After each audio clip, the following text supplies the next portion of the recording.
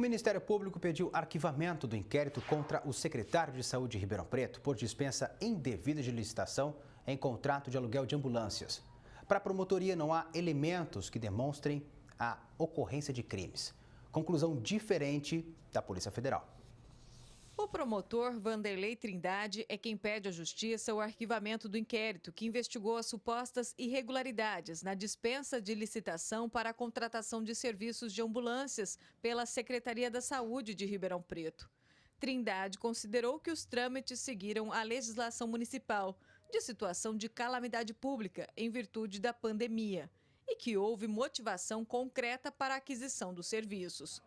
Mas um dos pontos apontados pela Polícia Federal é que a Secretaria não conseguiu comprovar a real necessidade do aluguel das 4 viaturas, além dos equipamentos e dos trabalhos médicos. Houve divergência entre o órgão responsável pela apuração e captação de elementos que indiquem crime, como foi a conclusão da Polícia Federal, indiciando essas pessoas. O que isso significa? Indiciar significa apontar na qualidade de autoridade policial que houve crime e que aquelas pessoas que estão sendo investigadas foram responsáveis por aqueles crimes. Entretanto, como é um crime em que a ação inicial deve ser promovida pelo Ministério Público, a opinião sobre o delito final acaba sendo do promotor. Então, o órgão de investigação, ele figura, na verdade, como um fornecedor de elementos, mas a palavra final é do promotor, ressalvando esse sistema em que o juiz pode discordar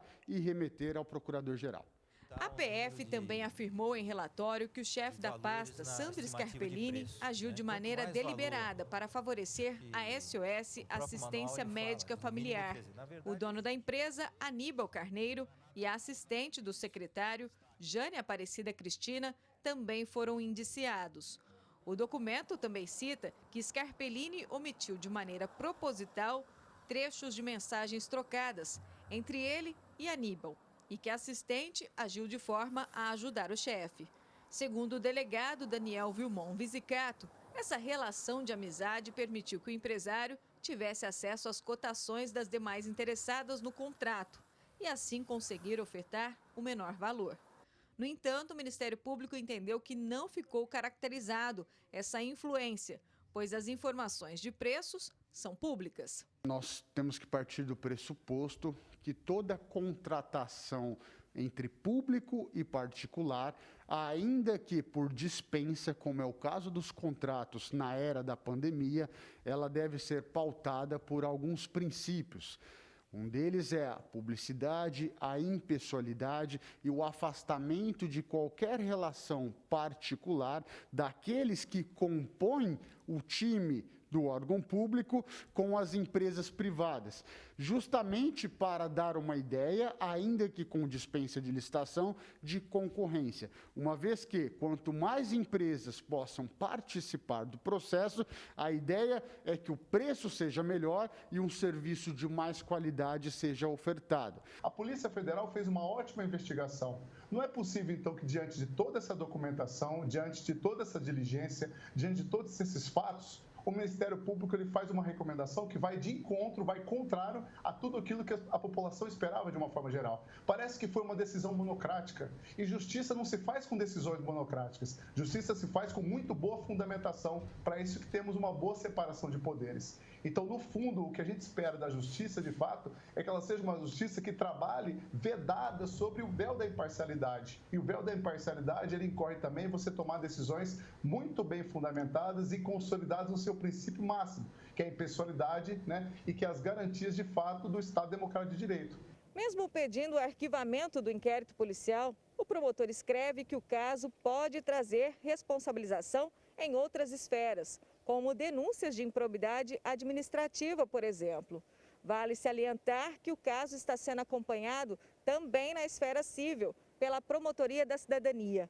Mas o processo ainda está em investigação. O caso também foi alvo de uma comissão parlamentar de inquérito na Câmara dos Vereadores. Os membros concluíram que há indícios de direcionamento e dispensa indevida de licitação. Os parlamentares pediram o afastamento de Sandro Scarpellini e a abertura de processos administrativos contra Jane e Aníbal. O relatório final, no entanto, não foi votado. Nós não estamos falando de superenriquecimento, nós não estamos falando de superfaturamento, nós estamos falando de dispensa indevida, ou seja, favorecimento de determinado grupo ou determinada pessoa. O momento de Ribeirão Preto tem um momento tão conturbado que esses fenômenos, esses fatos que parecem ser fatos localizados, eles no fundo refletem um pouco o que significa a dinâmica política de Ribeirão Preto nos últimos tempos, que parece ser uma dinâmica muito galgada no personalismo, né? Porque a dispensa indevida de uma licitação, ela envolve muito jogo personalista, o jogo de favorecimento pessoal, o contrato da amizade. Na política não existe contrato de amizade, o que existe é impessoalidade e a prerrogativa de você fazer uma boa administração pública, né? Atendendo de fato os interesses da população, principalmente preservando o dinheiro público. Ximena Osório para o Jornal da Clube. A votação do relatório ainda não foi realizada porque o presidente da CPI, Orlando Pessotti, está afastado por motivos de saúde e o vice-presidente, Renato Zuccoloto, está com suspeita de Covid-19. A Prefeitura informou que a decisão do Ministério Público comprova a lisura da conduta da Secretaria de Saúde e que o fato já foi confirmado pela Corregedoria-Geral do município. Ressalta ainda que o secretário Sandro Scarpellini e a assistente Jane Aparecida já prestaram todos os esclarecimentos necessários. O empresário Aníbal Carneiro sempre negou as irregularidades, mas não se manifestou sobre a decisão da promotoria. Já a Polícia Federal informou que o posicionamento da instituição foi colocado nos autos do inquérito policial e que a divergência de posições faz parte do sistema jurídico.